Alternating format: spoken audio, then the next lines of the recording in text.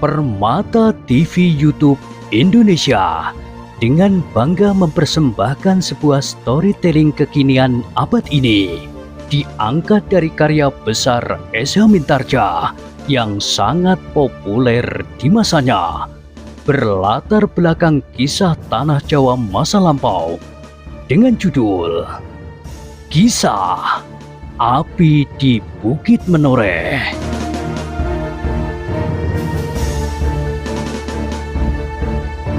Pada kesempatan yang sangat baik ini, kita masuk pada episode yang ke-558. Selamat menikmati.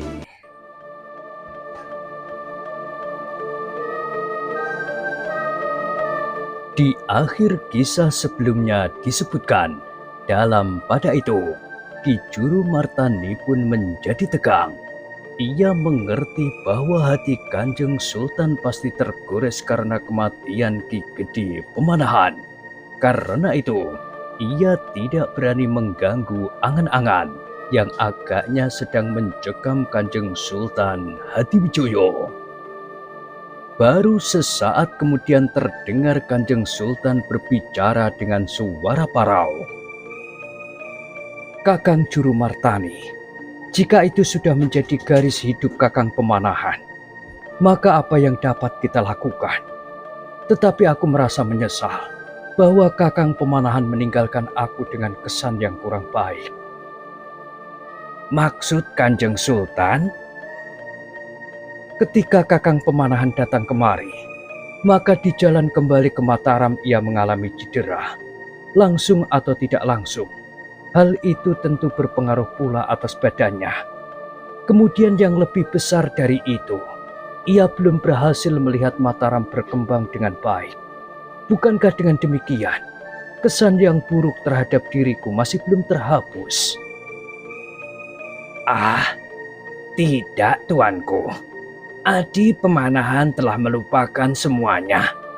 Bahkan Adi Pemanahan merasa menyesal bahwa ia dengan tergesa-gesa meninggalkan Pajang, sekedar menuruti perasaannya yang sedang bergejolak tidak terkendalikan. Apalagi ketika kemudian Sutowijoyo berkeras hati untuk tidak mau datang menghadap tuanku sebelum Mataram menjadi sebuah negeri. Bukan karena Sutowijoyo tidak tahu diri akan kasih tuanku, tetapi gejolak darah mudanya benar-benar merasa terhina karena para senopati telah menyangkal tekadnya untuk menjadikan Mataram sebuah negeri." Kanjeng Sultan Hadiwijoyo mengangguk-angguk, tetapi bagaimanapun juga ada sepercik penyesalan yang tidak dapat disingkirkan dari hatinya. Ia merasa bahwa Ki Gede Pemanahan pernah di dalam suatu saat di dalam hidupnya merasa hatinya dilukainya.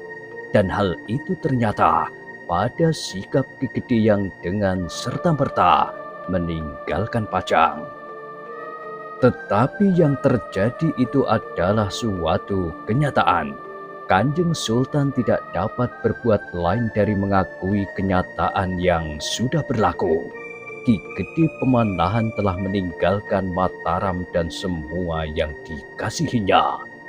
Meskipun demikian, namun Kanjeng Sultan akhirnya berkata, "Aku merasa sangat kehilangan dengan perginya Kakang Pemanahan Kakang Juru. Tetapi karena tugas-tugasku yang tidak dapat aku tinggalkan, maka aku tidak dapat melihat saat-saat terakhir dari Kakang Pemanahan. Tetapi percayalah, bahwa sebenarnya lah aku merasa prihatin atas kepergiannya dan atas Sutowijoyo yang ditinggalkannya. Demikian juga atas saudara-saudara Sutowijoyo." Kanjeng Sultan berhenti sejenak, lalu katanya, "Apakah adik-adik Sutowijoyo ada di Mataram?" "Kebetulan sekali, mereka tidak ada di Mataram, Kanjeng Sultan, karena mereka berada di Selo dan di Pajang. Tetapi seorang utusan telah menyampaikan kabar ini kepada mereka." "Baru sekarang?" "Kami hampir-hampir tidak percaya bahwa Adi Pemanahan benar-benar akan meninggalkan kita semuanya, sehingga kami terlambat memanggil keluarganya yang lain. Namun agaknya Ki Gede Pemanahan sendiri tidak berusaha untuk bertemu dengan mereka di saat terakhir. Mungkin ia tidak akan sampai hati melihat mereka bersedih hati menjelang saat terakhirnya. Kanjeng Sultan mengangguk-angguk. Katanya, bukan hanya Ki Gede Pemanahan sajalah yang berbuat demikian. Bahkan ada di antara mereka yang merasa hampir sampai saatnya meninggal. Keluarga yang ada di dekatnya dimintanya untuk meninggalkannya pergi, agar jalan yang akan dilaluinya menjadi lapang, tanpa sentuhan sama sekali. Ki Juru Martani mengangguk-angguk. Nah, Kakang Juru Martani, berkata Kanjeng Sultan, sebaiknya Kakang beristirahat barang sejenak. Aku akan mempersiapkan apa saja yang dapat Kakang bawa ke Mataram. Ampun tuanku, hamba akan segera kembali ke Mataram. Di sana tidak ada orang tua yang cukup berpengaruh bagi Sutowijoyo. Kanjeng Sultan merenung sejenak, lalu katanya, baiklah jika demikian, aku akan memerintahkan seseorang membawamu dan memberikan sesuatu kepadamu untuk jenazah Kakang Pemanahan. Demikianlah, maka Ki Juru Martani pun kemudian menyembah sambil mohon diri untuk meninggalkan ruang itu dan selanjutnya kembali ke Mataram. Kanjeng Sultan Hadiwijoyo tidak sempat bertanya siapakah kawan Ki Juru Martani itu.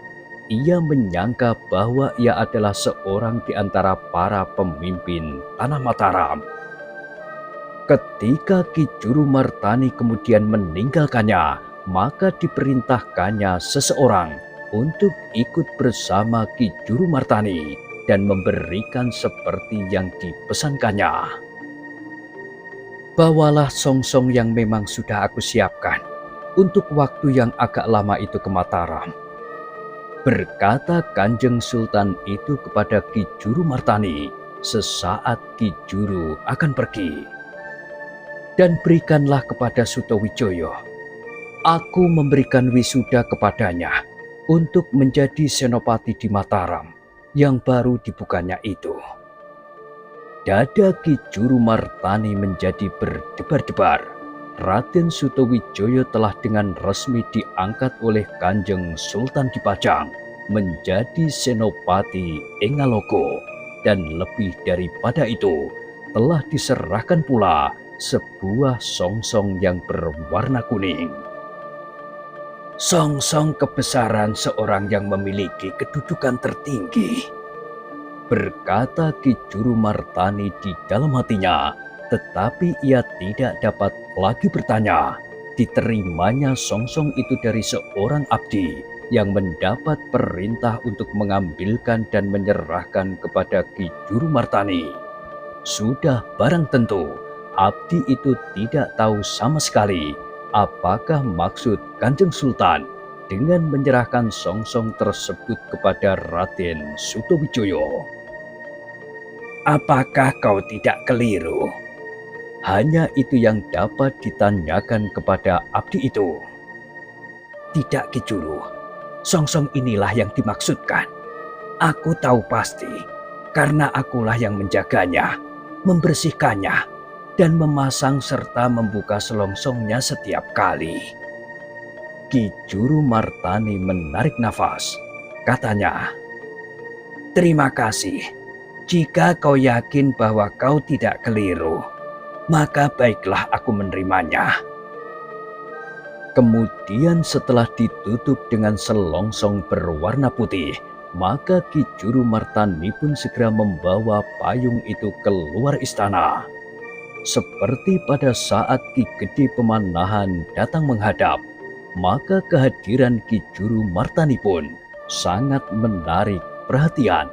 Beberapa orang kemudian mendapatkannya dan bertanya, kenapa dengan tergesa-gesa ia pergi menghadap Kanjeng Sultan. Karena Ki Juru Martani sudah mengatakannya kepada Kanjeng Sultan, maka ia tidak berkeberatan untuk mengatakan kepada orang-orang itu bahwa Ki Gede Pemanahan telah meninggal dunia.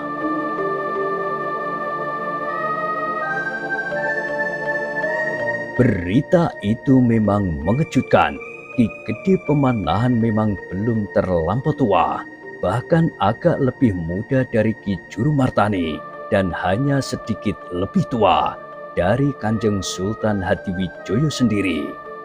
Namun di antara mereka ada pula yang menerima berita itu dengan hati yang lega, seolah-olah usahanya lah yang telah berhasil dalam menyingkirkan Ki Gede Pemanahan dari Mataram.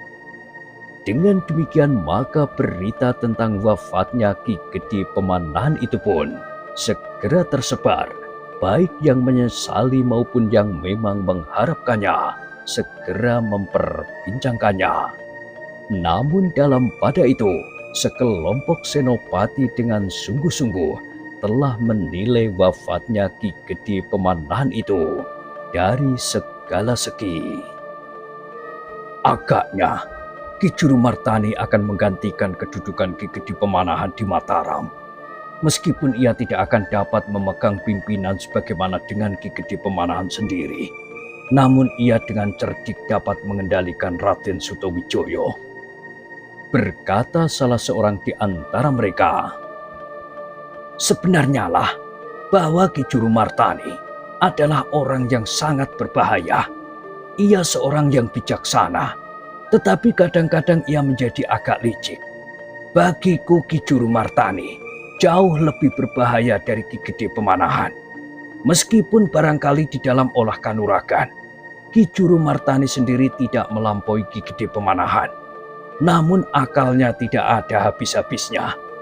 Ialah yang dahulu mengatur siasat untuk menjebak Haryo Penangsang dari Jipang. Sehingga Haryo Penangsang yang tidak terkalahkan itu mati oleh goresan kerisnya sendiri pada ususnya. Sahut yang lain, kini ia menghadap Kanjeng Sultan. Berkata yang lain lagi, dan ia membawa sebuah songsong di dalam selongsong putih. Tidak seorang pun yang tahu payung di dalam selongsong itu berwarna apa. Tetapi itu pertanda kehormatan yang besar bagi Raden Sutawijoyo. Meskipun seandainya payung itu berwarna hijau sekalipun, tanpa gelang kuning. Para senopati itu mengangguk-angguk. Mereka memang melihat pertanda bahwa Kanjeng Sultan agaknya sama sekali tidak berusaha menghambat perkembangan Mataram. Meskipun jelas bagi Kanjeng Sultan bahwa Sutawijoyo sama sekali tidak mau menghadap ke Pajang. Tetapi lebih daripada itu, puncak dari segala niat untuk menghentikan kegiatan Raden Sutawijoyo adalah pamrih yang lebih besar lagi. Pajang memang sudah tidak dapat diharapkan lagi, berkata seorang senopati di dalam hatinya. Tetapi merebut kedudukan Hadiwijoyo tidak akan berarti tanpa melenyapkan Sutawijoyo terlebih dahulu. Dan alasan itulah sebenarnya maka seorang senopati yang memiliki kemampuan olah kanuragan tetapi juga kemampuan berpikir yang cerdas telah berhasil membuat jarak yang nampak semakin jauh antara Pajang dan Mataram, meskipun ia belum berhasil membenturkan dengan langsung antara Pajang dan Mataram.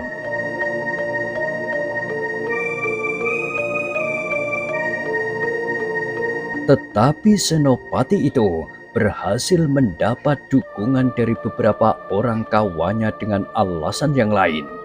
Hanya 1-2 orang sajalah yang telah bersepakat untuk menjatuhkan Sultan Hadiwijoyo sebagai alasan yang sesungguhnya. Sedang yang disebarkannya adalah perasaan benci kepada Raden Sutawijoyo, seolah-olah Raden Sutawijoyo telah bersiap untuk memberontak melawan Pajang. Jika ia berhasil menghasut Pajang untuk melenyapkan Mataram, selagi Mataram belum terlalu kuat, maka kemudian tinggallah merebut kedudukan Pajang dari tangan Sultan Hadiwijoyo yang rasa-rasanya menjadi semakin lemah. Ia dapat menghasut rakyat dan para prajurit, kemudian para adipati di pesisir dan Bangwetan. Pangeran Benowo, putra Sultan Pajang itu, agaknya memang seorang yang lemah hati.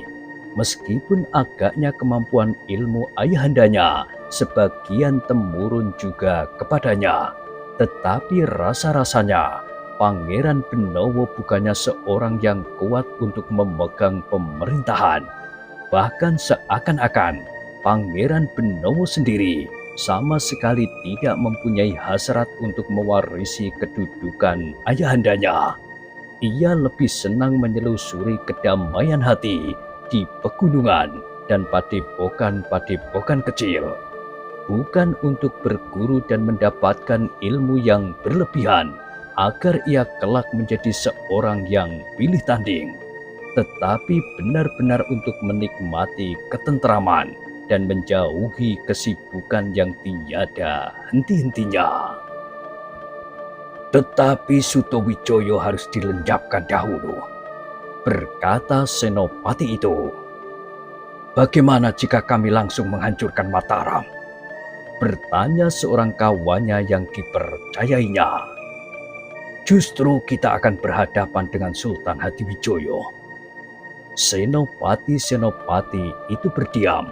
Mereka masih selalu melangkah dengan sangat hati-hati karena setiap kekeliruan akan membawa mereka ke tiang gantungan. Karena itu, mereka masih harus tetap merahasiakan diri, meskipun orang-orang yang di bawah pengaruhnya sudah bertindak jauh.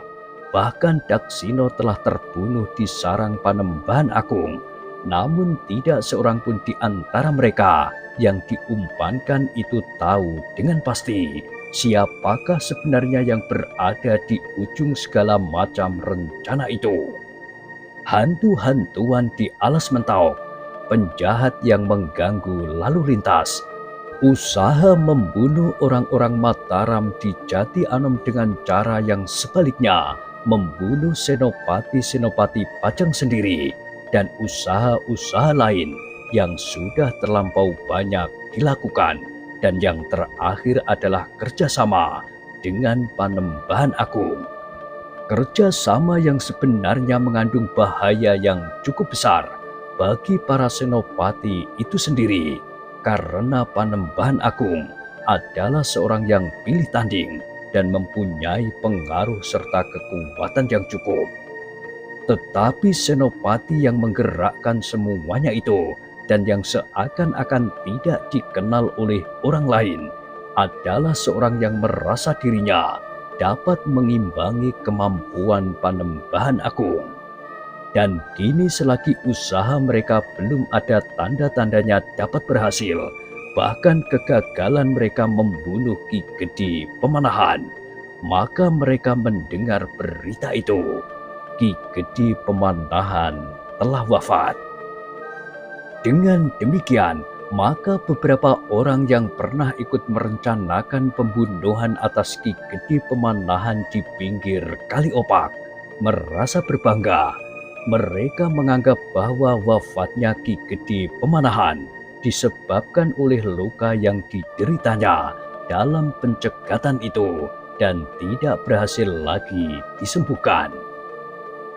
Tetapi orang-orang yang berbangga karena mereka telah menghubungi orang-orang yang berhasil melukai Ki Gede Pemanahan itu tidak dapat mengetahui kepada siapa mereka harus berbangga, karena mereka tidak mengetahui dengan pasti siapakah sebenarnya yang telah menggerakkan mereka.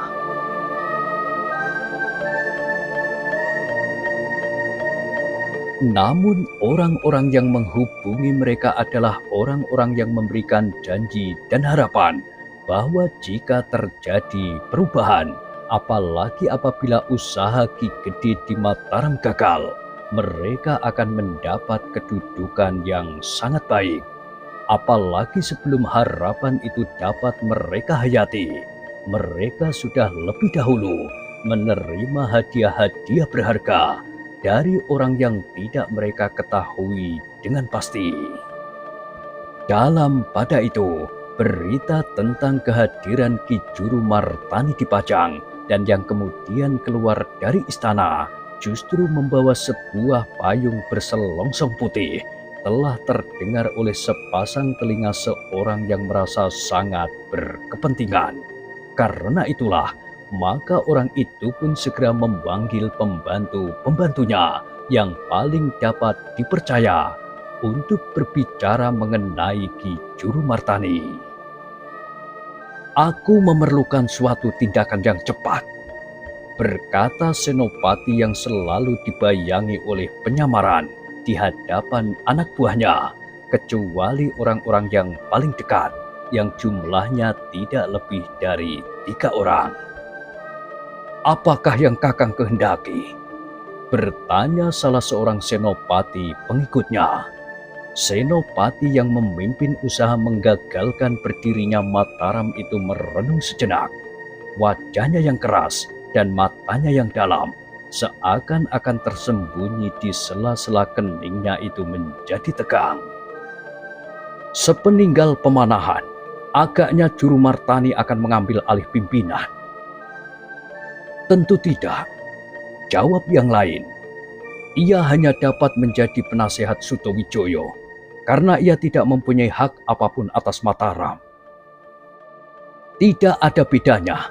Sutowijoyo akan tunduk atas segala petunjuk dan nasihat-nasihatnya.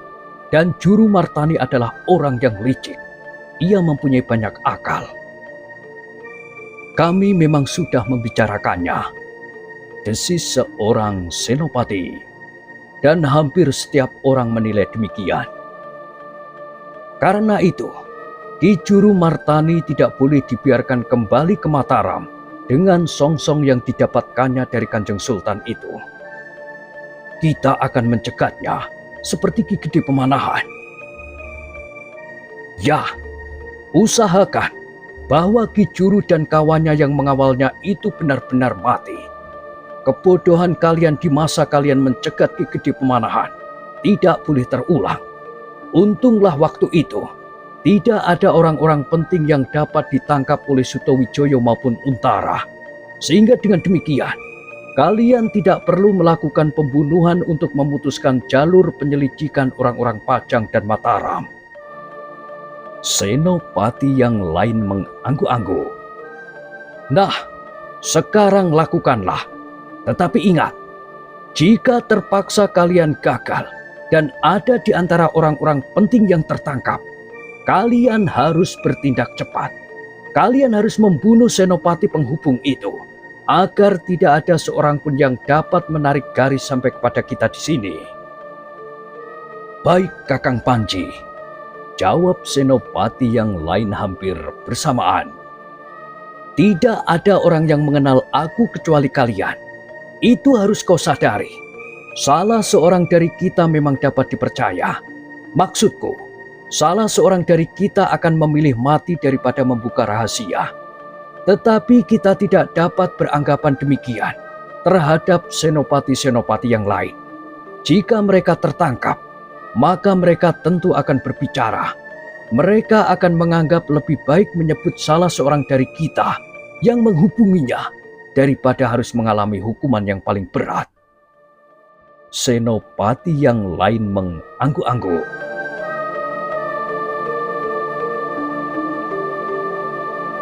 Nah, berbuatlah dengan cepat. Ki Juru Martani tentu akan segera meninggalkan Pajang, karena ia masih harus menyelenggarakan pemakaman Ki Gede Pemanahan. Senopati yang disebut sebagai pemimpin mereka itu terdiam sejenak. Lalu katanya, ingat, jika terjadi kesalahan, bunuhlah jalur perantara itu.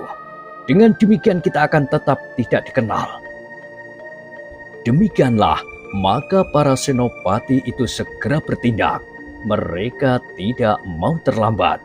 Segera mereka menghubungi kawan-kawan mereka juga beberapa orang perwira. Tetapi merekalah yang disebut jalur-jalur yang harus segera diputuskan apabila usaha mereka gagal. Dan senopati yang langsung berhubungan dengan orang yang mereka sebut Kakang Panji itulah yang harus mengakhiri hidup mereka. Senopati-senopati itu merasa beruntung bahwa mereka belum terlambat. Ki Juru Martani dan seorang pengawalnya masih berada di Pajang. Mereka masih berbicara dengan beberapa orang sahabat-sahabatnya terdekat sebelum mereka kembali ke Mataram. "Kita pergi bersama," berkata seorang perwira yang akan pergi ke Mataram untuk memberikan penghormatan yang terakhir kepada Ki Gede Pemanahan. "Tentu kami akan sangat berterima kasih atas kehadiran kalian. Tetapi maaf, kami akan pergi lebih dahulu. Masih banyak yang harus kami kerjakan." Sahabat-sahabatnya dapat mengerti kesibukan Ki Juru Martani, sehingga mereka pun kemudian berkata, "Baiklah Ki Juru, kami akan segera menyusul." Kesediaan beberapa orang pemimpin Pajang untuk menghadiri pemakaman Ki Gede Pemanahan membuat hati Ki Juru Martani menjadi sejuk. Tetapi mereka tentu memerlukan waktu untuk mempersiapkan diri. Sedang Ki Juru Martani tidak dapat menunggu mereka karena masih banyak yang harus dikerjakan.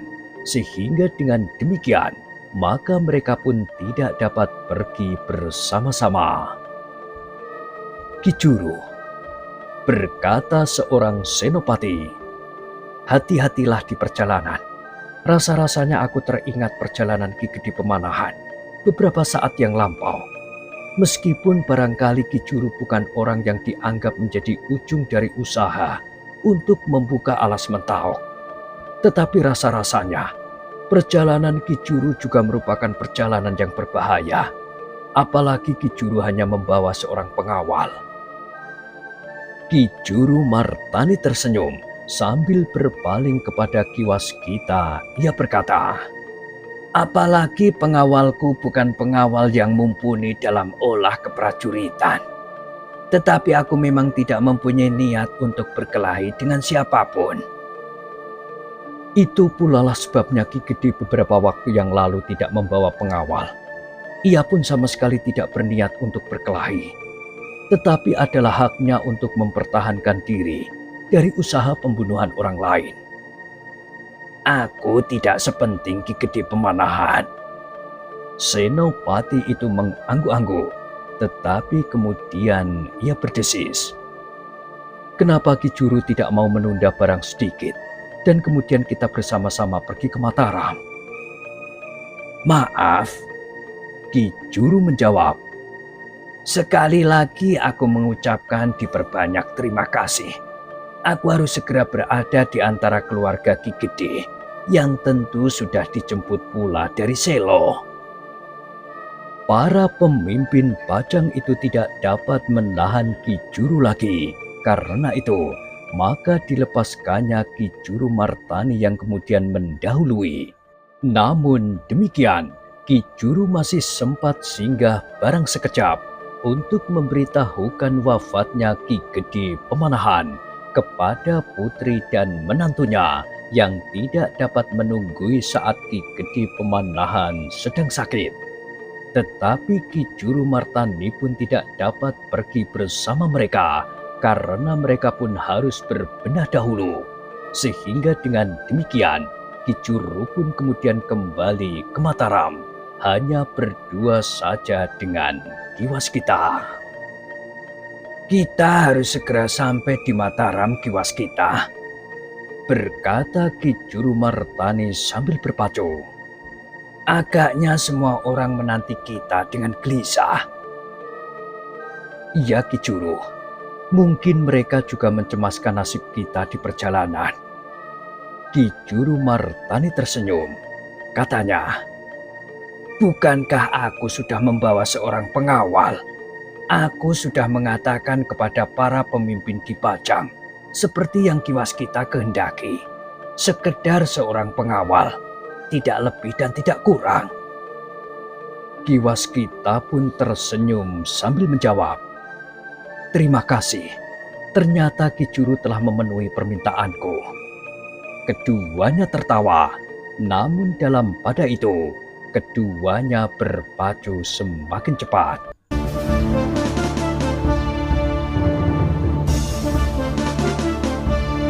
Dalam pada itu, ternyata orang-orang yang mendapat tugas dari orang yang disebut Kakang Panji oleh senopati-senopati kepercayaannya itu pun dapat bekerja dengan cepat pula. Mereka tidak lagi sempat menghubungi orang-orang lain yang dipercaya untuk memotong perjalanan Ki Juru Martani.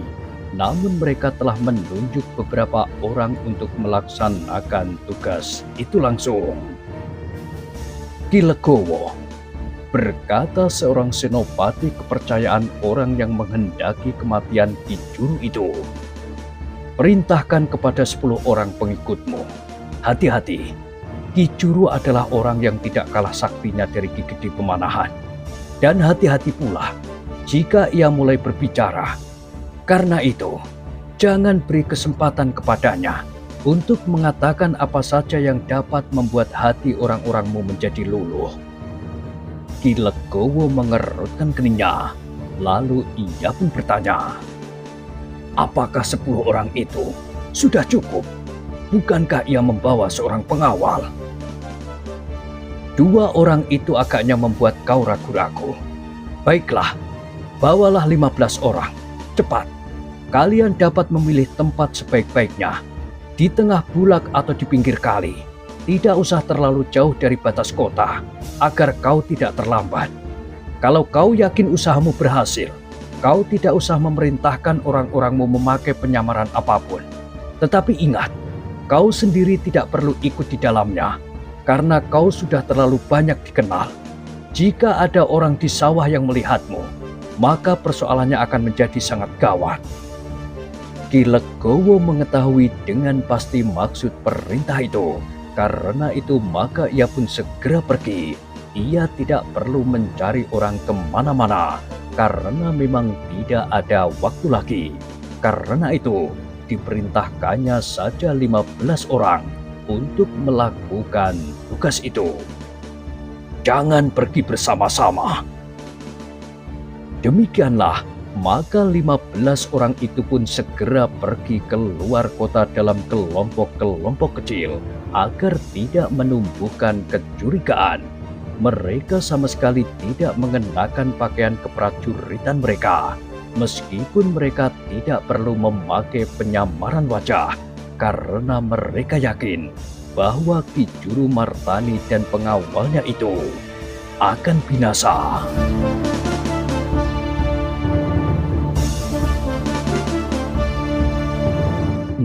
Nah, bagaimanakah kisah selanjutnya? Silakan ikuti terus kisah Api di Bukit Menoreh pada kesempatan berikutnya.